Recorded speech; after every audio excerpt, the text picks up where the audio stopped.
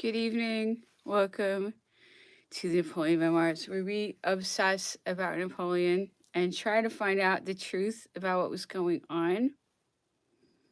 We'll see what we can do tonight. I think we actually found out the truth already. We're just kind of going over it and then just being very obsessive and then applying it to the present day because we're under the same regime that defeated Napoleon and drove him from power as the sovereign ruler of France. He was very much wanted by the French people. He was a wonderful leader. He did wonderful things for commerce and agriculture and the development of science and progress and all of these incredible things that are so hard to do now.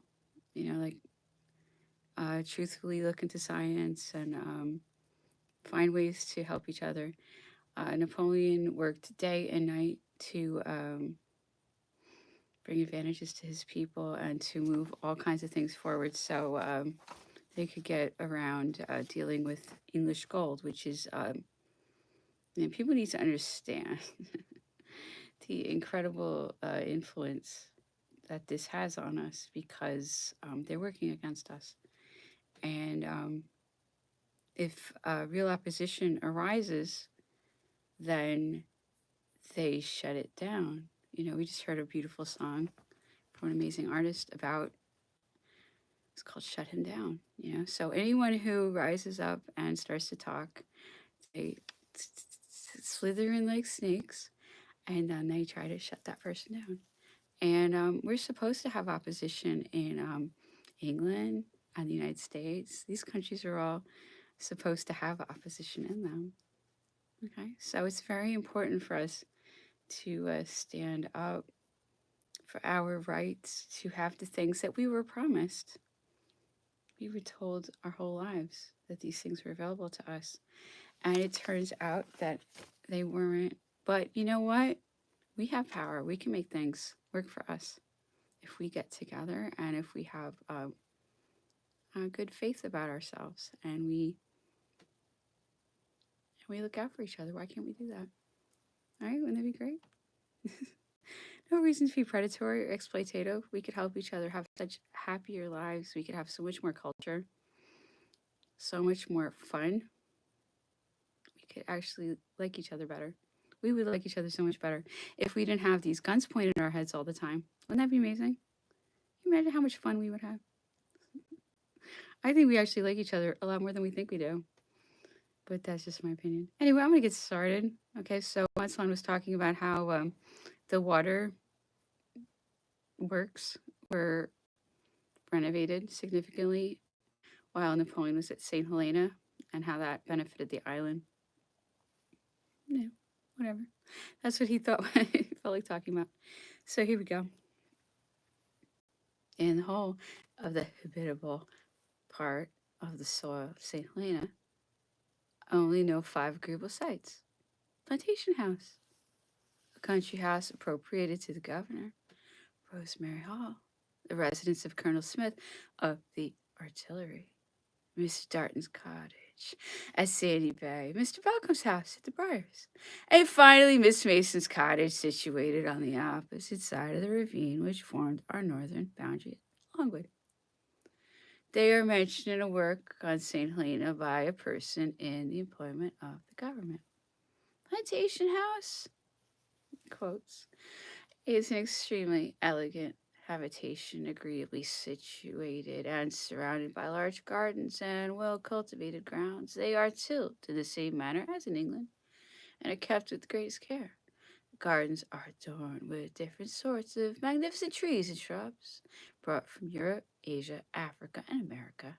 They are all from the most remote parts of the world and from climates as different as possible from that of St. Helena. And yet these plants grow well and flourish there. The reason is that Plantation House is sheltered by Diana's Peak and Halley's Mountain, which divide the island into 2 parts and protect its delightful residents from the south casterly winds, which burn up and kill all vegetation in those parts of the island exposed to their effects.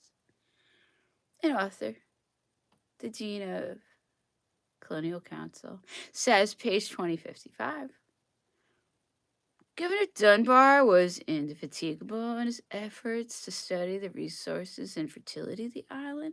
The experiments which he made at Longwood in the cultivation of oats, barley, and wheat gave rise to some hope of success, and a farmhouse and stable were built there. But all the crops having failed, one after the other, these buildings were abandoned, and no further attempts at cultivation were made in that quarter.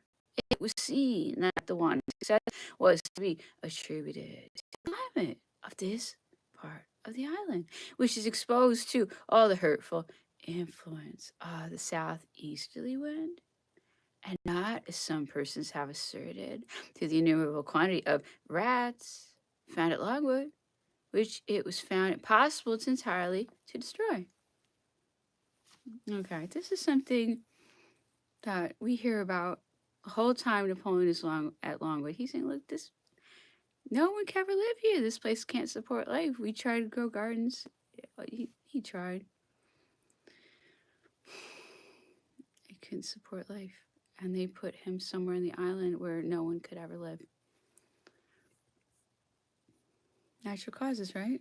I'm sick of it, And then they sent him poisoners on top of that. And then they torment him, trying to get him to kill himself. And they give him a gun. Okay? This is crazy. Okay?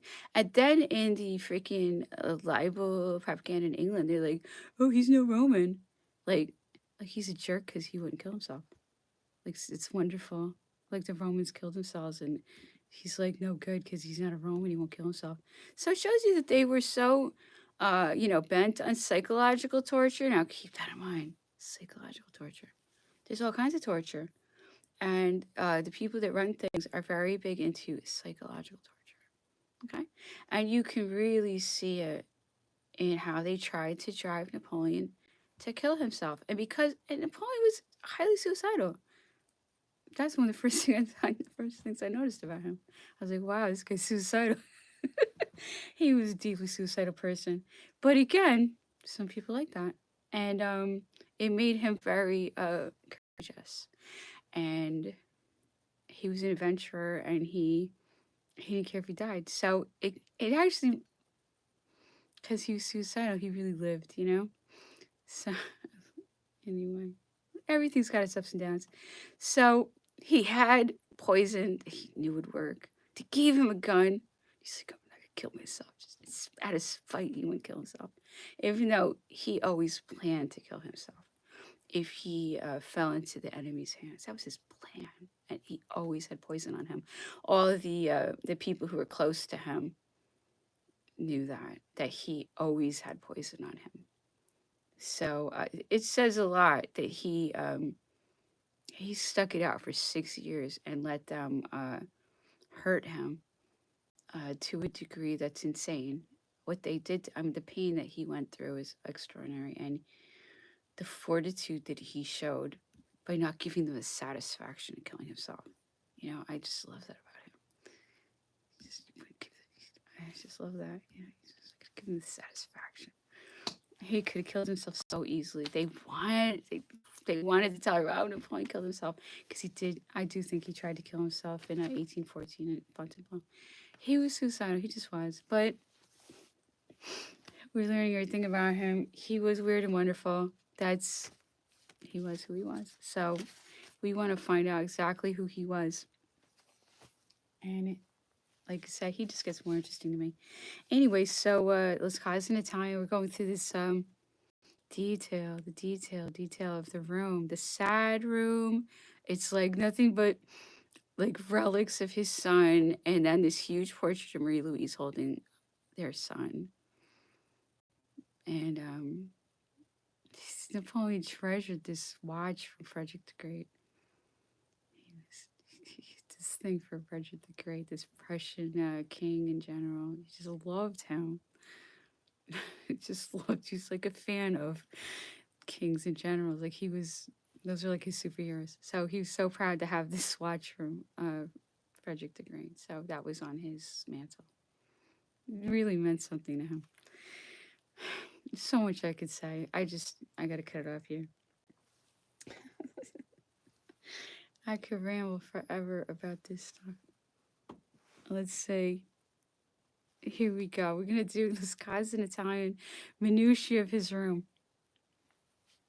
Daccio forse I liberisti e I detrattori trasero argomento di asserire che l'imperatore ribatteva crudelmente tutti quelli che gli stavano intorno, in perciò che accadeva spesso che ai fizzicasi le orecchie letterassi anche a noi, ma dalle espressioni che si accompagnavano sempre quegli atti scherzavoli eravamo facilmente indotti a ritenere per felici colui che nei tempi del suo potere era fatto segno d'un tal favore. Ciò inoltre mi richiama alla memoria e mi spiega facilmente certe parole di uno dei suoi antichi ministri. Questi era il duca dei Cri all'epoca del suo maggior potere e della sua gloria, desiderava ardentemente non so qual grazia dopo aver meco percorso tutte le possibilità di successo. Né? Espansione dell'animo gli sufferirono queste parole.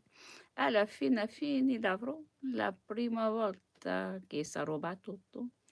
E siccome notava qualche inizio di sorpresa sul mio volto, soggiunsi con un sorriso molto espressivo. Mio caro, tal cosa non è poi tanto terribile quanto l'immagini. Non lo è sempre che vuole. Te ne do fede io. L'imperatore non esciva mai dalla sua stanza se non abbigliato e con le scarpe calzando gli stivali solo alla mattina quando montava a cavallo, giungendo a Longwood. E dispose il suo piccolo uniforme verde della guardia e indossò, continuò, un abito di caccia, dai cui arranzi tolti i galoni. Questo abito gli stava assai male e cominciava ad essere molto frusto, lo che Davici bene per non sapere come sostituirgli essi un altro. Non era però questo il solo bisogno di tal specie. Onde fosse stretto, era per noi penoso il vederlo, per esempio, costretto a portare per più giorni di seguito gli stessi caluetta di seta e ci rimarificava il poter numerare questi giorni dai segni che vi lasciavano le scarpe, tal che traeva egli argomento di ridere. Da ogni altra cosa è proseguì l'usato suo modo di vestire. Noi sciubetto e calzoni di casimir bianco e cravatta nera, allora che finalmente a disponevasi ad uscire, che di noi trovavasi colà, riporgeva il suo piccolo cappello notabile, divenuto in certo modo identico alla sua persona e che gli fu più volte derubato da che siamo una isola, poiché chiunque gli sia presa e avvido di riportargli qualche cosa. Quanti fiati ciascuno di noi non fu assediato dalle più distinte persone per ottenere qualche ricordo, fosse anche un bottone dall'abito che era solito portare. So this guy's describing what he wears. It seems like he's still wearing his uniform. He doesn't always wear his uniform, but he liked to wear. Don't say. He liked to wear his little socks, his little slippers. He was really He knew he had like really attractive feet and hands. He liked to show them off. really funny. He knew he had it going on in the feet and hands department. So he wore these little slippers. You know, people always say how short he was. He was so short. Why do you wear slippers? He didn't care. He didn't care about that. No, he was not tall, but he was a normal height. Okay? You know, whatever problem he had, it was not he was so short. I see. Do you see how they create these distractions that are completely irrelevant, that don't mean anything? I really know he's so short. See that's on purpose, so you won't uh, admire him. You'll be like, "Oh, he's such a short guy. Who cares about short people?" That's crazy. That's like evil. People can't help if they're short. You know what I mean? Like they're vilifying short people just to like bring down Napoleon. He wasn't even short. I'm just trying to show you the stupid things they do to kind of like throw sand in your eyes so you won't appreciate him because he was such a great hero. And they have to get everybody thinking that he was like no good, he was short, he was ugly, he was nobody to emulate because somebody like him can take them down easily because he was charismatic, he was brilliant, he was powerful, he was mesmerizing, he was irresistible, basically. You know what I mean? Like he could get armies to flip in his face. You know, he just like showing like, "Hey guys," and I was like, "We love you." So I'm telling you, this whole thing's a psych out. They're just completely trying to like throw you off and not see things for what they are. Like the greatest thing you can learn about is Napoleon. He's gonna if you really listen to these memoirs, you're gonna learn about everything. You'll learn about literature. You learn about languages. You learn about just philosophy and how you should live and money. You know, you learn about even banking from this. You learn about everything. And when you learn, no one can take that from you.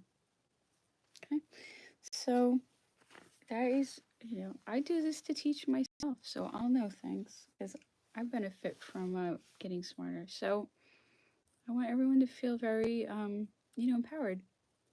There's all kinds of opportunities available to us if we will take them seriously and seize them and appreciate that we all do have a hand. You know, we're all holding some cards. We can play them well and not just let other people steamroll over us and trample our rights all the time. We don't have to let them do that. There's certain things that we can actually do. There's some cards they don't have that we do have.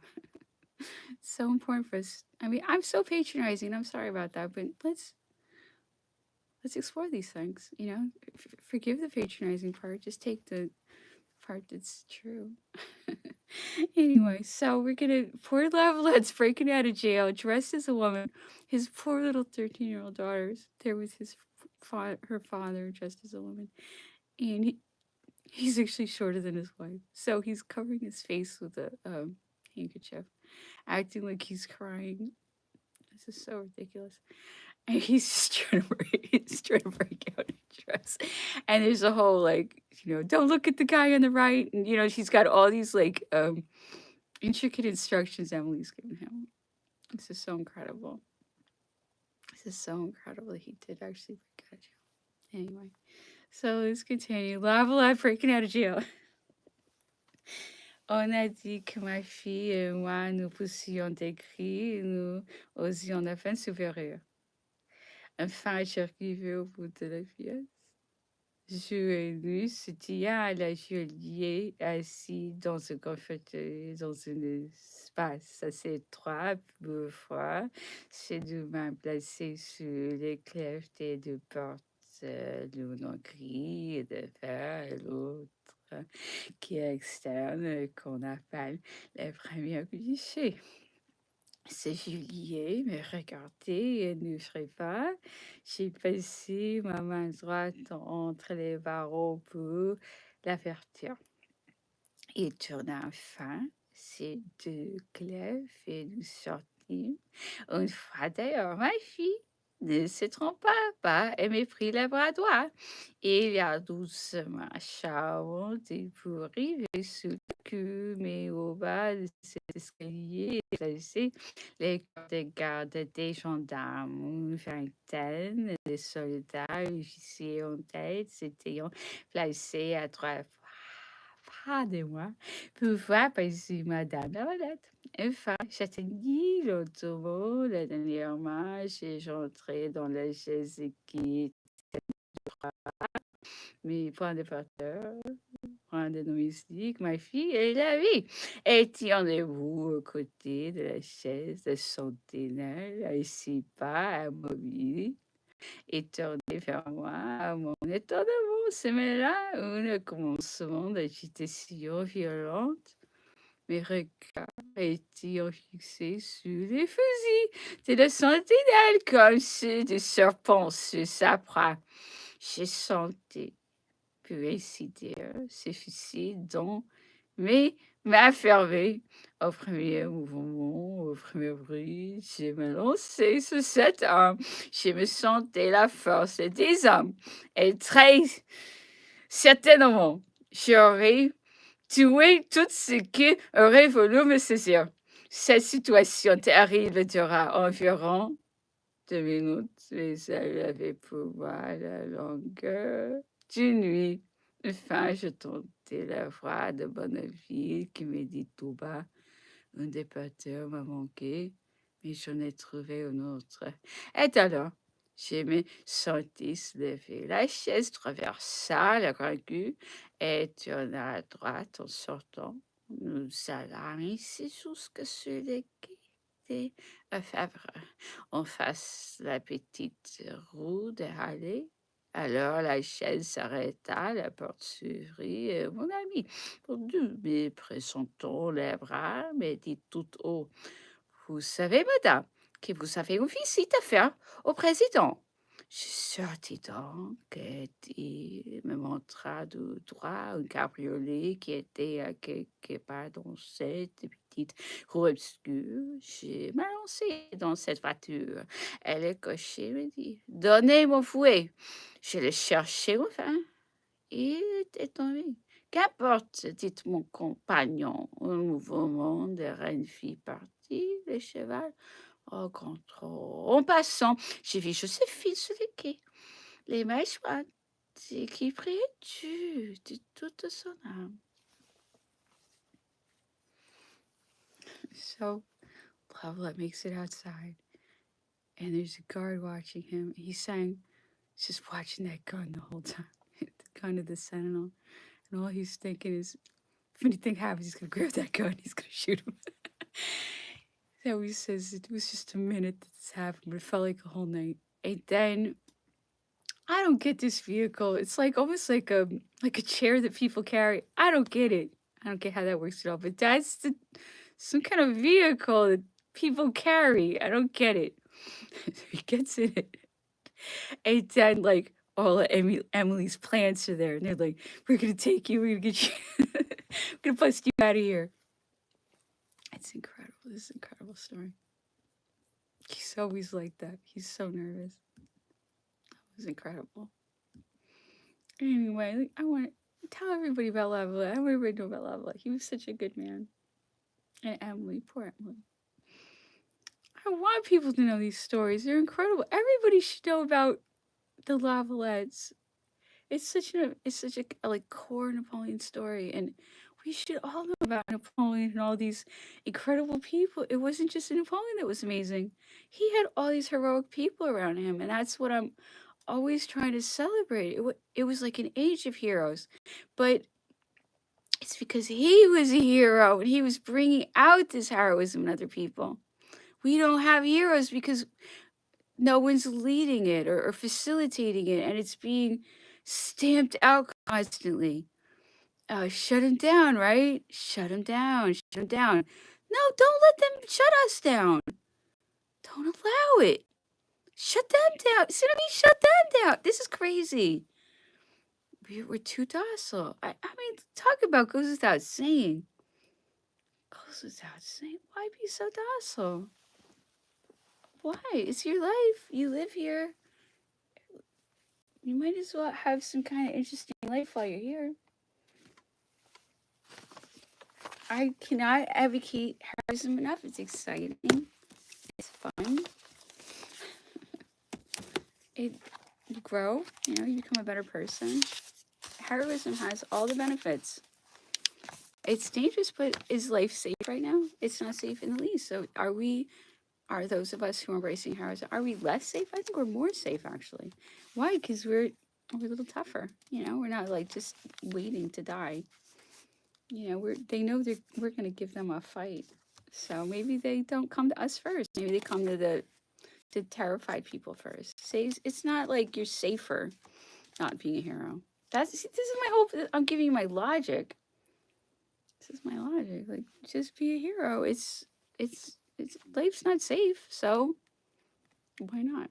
Okay, so we're gonna go back into the preface of how there is every ability in the world to find out who's been poisoned. Poisoning can be determined for sure. That's the whole point of this. They're gonna tell you it's natural causes. It's not. They're saying no. Us toxicologists can determine when something's been poisoned. It's a science that they figured out by the mid 1900s. Okay, so that's what I'm reading in Spanish. Pero se ha dicho antes un estudio sobre las cosas de la muerte cuando hay sospechas de envenenamiento no es completo si no se efectúa examen toxicológico de los restos cadavéricos, pues es el único que puede aportar la prueba definitiva. ¿Sería posible ese examen en el estado actual? ¿Qué resultados podría proporcionar?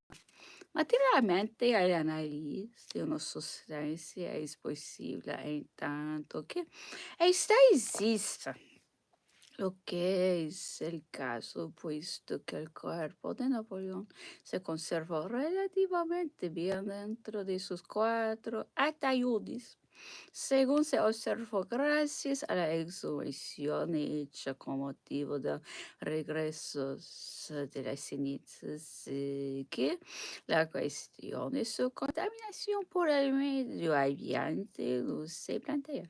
Las investigaciones deberían orientarse evidentemente hacia los tóxicos minerales indicados en el estudio del doctor Stan Forward, en especial el arsénico, el mercurio y el antimonio. Todos los órganos o sus vestigios deben de encontrarse en el cuerpo. Surge una pequeña dificultad en cuanto al corazón y el estómago, pues fueron extraídos y colocados en un baño de alcohol dentro de recipientes de plata colocados en el ataúd junto al cuerpo que se ha hecho del alcohol. Tal vez la plata de la época contuviese trazas de los metales tóxicos enumerados anteriormente que convendría tener en cuenta en caso de análisis de esos órganos. Hay que hacer una mención particular por lo que respecta al arsénico. La búsqueda de este veneno podría ser efectuada en los órganos o en los vestigios. Informarían en el organismo en el momento de la muerte. Sin embargo, ofrecía mayores posibilidades en el análisis sistemático del cabello. En efecto, se sabe desde hace tiempo que el arsénico introducido en el organismo se integra en la sustancia de cabello a medida de este crece, lo que permite estudiando el cabello en función de su longitud mediante apropiados métodos destructivos y de preferencia no destructivos, seguir la evolución de una eventual impregnación anormal por arsénico durante todo el lapso de tiempo anterior a la muerte, representado por la duración del crecimiento del cabello que se puede examinar. En este caso, el cabello que podría hallarse en el cuerpo no debe medir más que pocos centímetros, lo que apenas permitiría retroceder muchos más allá de unos meses antes de la muerte.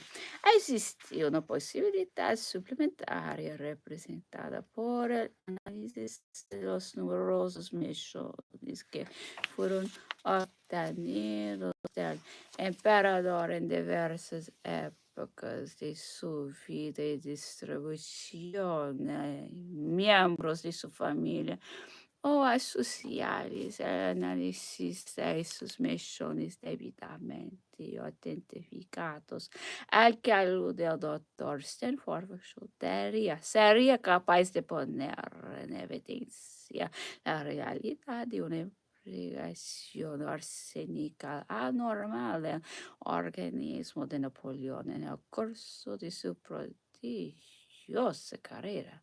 Hay que perdonar el toxicólogo que al leer ese expediente haya sido atraída su curiosidad de pasada por el relato de la muerte o enfermedad de ciertos miembros del seguimiento del emperador e instante, incluidos algunos de ellos entre los más fieles.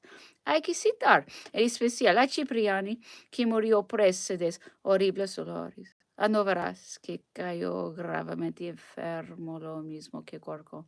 El clima de la isla es invocado, sin duda, pero no está prohibido hacer y repetir en la sucesión de incidentes que sirven a la tesis del autor. En cuanto a esas personas, no existe la menor esperanza de conseguir un conocimiento mejor de su caso. Lo que sin duda no es cierto, por lo que respecta a Napoleón I, la investigación a que se ha entregado el doctor Stanford permite aceptar la posibilidad de que su muerte fuese debida al veneno, pero habría que llegar más lejos para aportar la prueba científica, toxicológica, llegar hasta el análisis de los restos de su cuerpo independientemente del examen de sus cabellos, que en sí no presenta grandes dificultades. El interés que suscita la búsqueda de una prueba en sí, en el cuadro de la persecución de la verdad científica o histórica, constituiría una palanca lo bastante poderosa para levantar la pesada losa de pórfido rojo que protege el último sueño de que fue emperador de los franceses, profesor Henri Griffon, Paris, 20 de julio de 1961. Okay, so this is a preface by Professor Henri Griffon, so French guy. And he is making his case that, not only Napoleon suffered, but Cipriani died with horrible pains. The valet Novaris, also called Ali. Is that? It's weird. He has a lot of names. We read his memoirs, Novaris. It's weird, Novaris. I'm very confused right now. Anyway, but I believe Novaris is Ali. It's Saint-Denis, though. All right, maybe I'm wrong. Okay, whatever. Navarro's got sick. Anyway, so Navarro's kind of confusing Napoleon's servants, unfortunately. But Navarro's did become very sick. And Gorgo, the General Gorgo. So he also became very sick. So everyone's getting very sick. And then even this Henri Griffon, who wrote the preface, is saying, they always want to say it's the climate of St. Helena. It's, he's just like the clima, you know what I mean? They always want to say that. And I will even say that even Watson and his wife are constantly pushing the climate is so terrible. And it had to be them. They had to be the poisoners. So they would do that. They'd be like, oh, the climate was so bad. I mean, if you read his wife's memoirs, which are only in French, she's like, the climate's terrible. You can't survive that climate, But she did leave sick. Or did she? Who knows? Who knows? But that was certainly the pretext.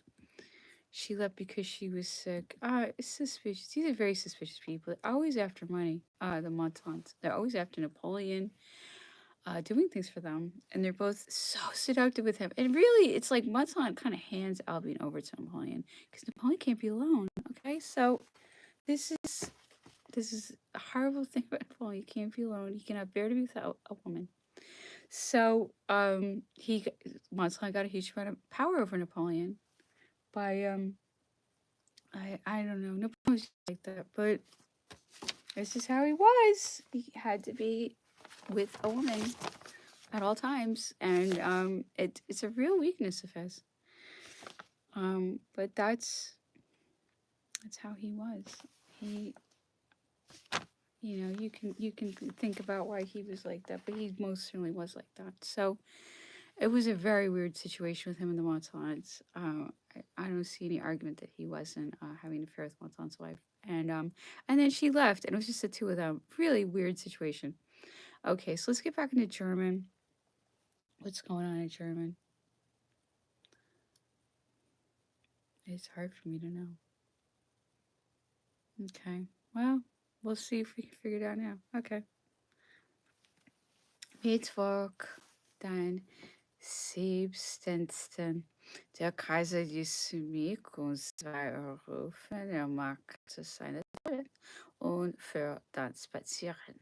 Frau von Monteland war bei der Partie. Es war ihr erster Ausgang nach ihrer Niederkunft. Man unterhielt sich hauptsächlich über die Italierinnen, ihren Charakter und ihre Schönheit. Als der junge General Italien eroberte, fragte er Greiker vom ersten Augenblick an einen Enthusiasmus und alle Arten von Ehrgeiz in Erregung. Der Kaiser kannte diese ein und sprach gern davon. Besonders gab es dort keine Schönheit, die nicht danach gestrebt hätte, ihm so gefallen. Und in Röhren dieser war aber ganz vergebens. Seine Ziel war so stark, sagte er, in solche Fallstricke einzugehen. Er sah immer den Abgrund unter den Blumen. Seine Lage war höchst bedeckt. Er befehligte alte General, sein Auftrag war einer der schwierigsten Aufgaben jeder seiner Bewegungen würde mit eifersüchtigen Augen befragte. Seine Versicherung war daher auch grenzenlos. Sein Glück lag nur in seiner Weisheit. Er hätte sicher nur 1 Stunde vergessen dürfen und wie viel seiner Sieger, sagte er, haben wir nichts weiter gehängt.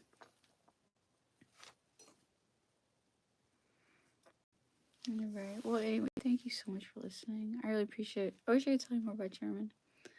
Something about war. I can tell you just the general thing, but I just don't have the abilities in German yet, unfortunately. But hopefully one day. Anyway, so thank you so much for listening. I really appreciate it. I hope you have a really nice night.